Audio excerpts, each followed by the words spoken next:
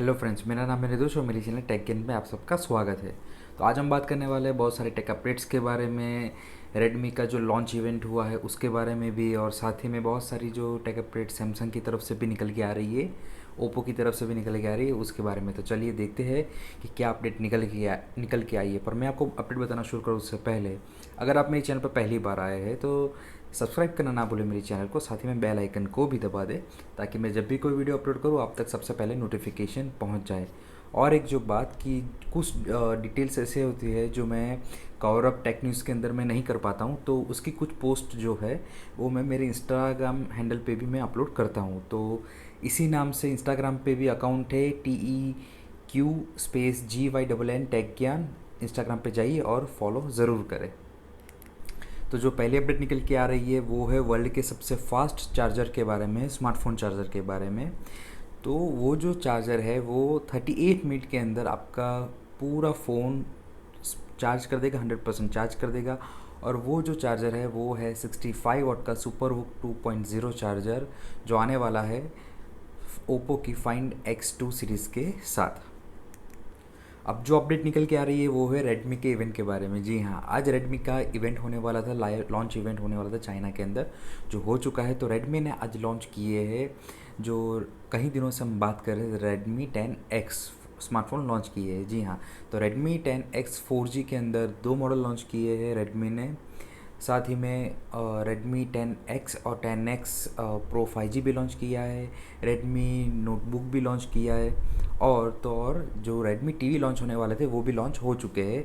हालांकि Redmi TV के अंदर 50 इंच का जो टीवी है उसका प्राइस अभी तक नहीं रिवील किया है, बट जो 55 और 65 इंच के जो टीवी है उनके प्राइस ज़बरदस्त है और अच्छे फीचर्स के साथ आने वाले हैं। हालांकि अब देखने की बात यह है कि इंडिया में कब तक आते हैं, और मुझे लगता है कि नेक्स्ट मंथ में शायद रेडमी टीवी इंडिया के अंदर भी लॉन्च हो ही जाएंगे। तो इसके बारे में और मैं एक डिटेल वीडियो स्पेसिफिकेशन के साथ में लेके आने वाला हूँ बहुत जल्द। आज या कल तक आपको वो वीडियो भी ज़रूर मिल जाएगा। तो सैमसंग ने आज उसका नया एक चिपसेट अनाउंस किया है, जो है Exynos 880, जो इंटीग्रेटेड 5G मॉडेम के साथ आने वाला चिपसेट होगा और जो मिड रेंज स्मार्टफोन के लिए स्पेशली होगा।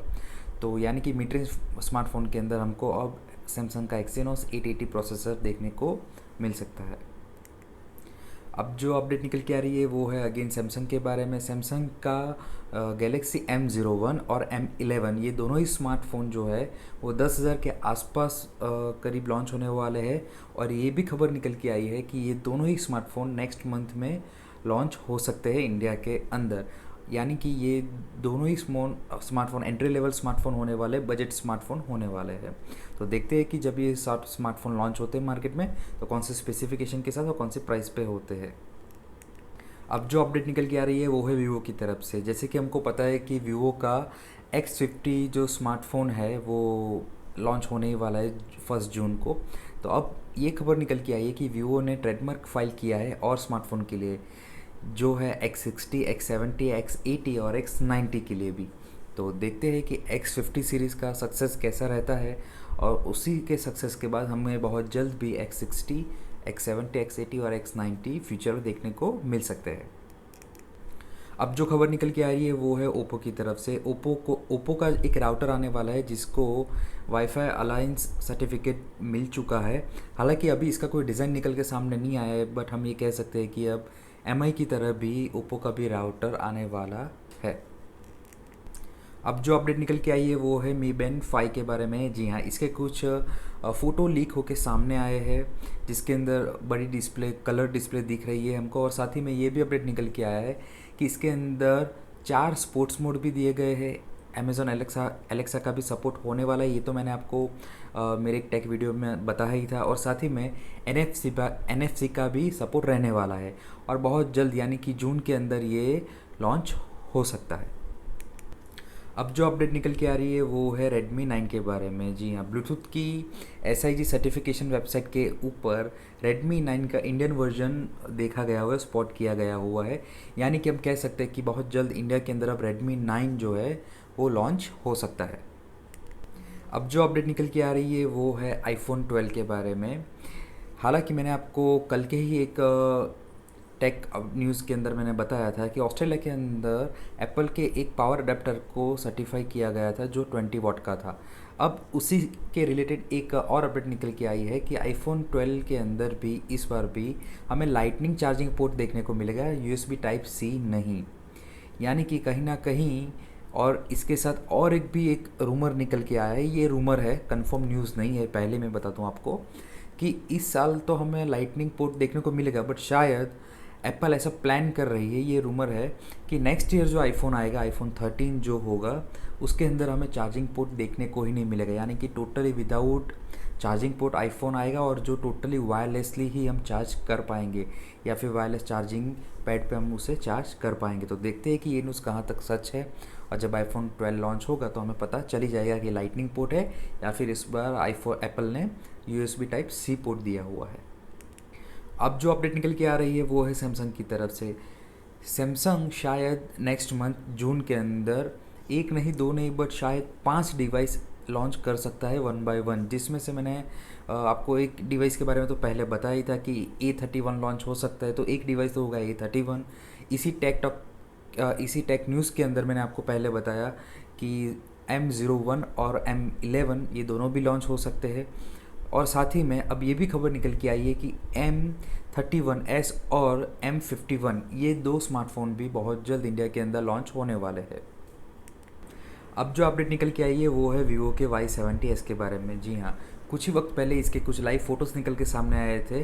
तो अब ये फ़ोन लॉन्च हो चुका है और ये वर्ल्ड का पहला फ़ोन है जो सैमसंग के Exynos 880 5G प्रोसेसर पे काम करेगा। और ये लॉन्च हुआ है 48 megapixel triple rear camera setup के साथ। 16 मेगापिक्सल फ्रंट कैमरा दिया गया हुआ है। 6GB प्लस 128GB का वेरिएंट है और 4500 mAh बैटरी के साथ ये फ़ोन लॉन्च हुआ है। हालांकि ये अभी तक कंफर्म न्यूज़ नहीं है कि इंडिया के अंदर लॉन्च होगा कि नहीं होगा। अगर इंडिया के अंदर लॉन्च होता है तो कौन सी प्राइस पे लॉन्च होता है ये देखने वाली बात होगी, क्योंकि ये मिड रेंज फ़ोन है।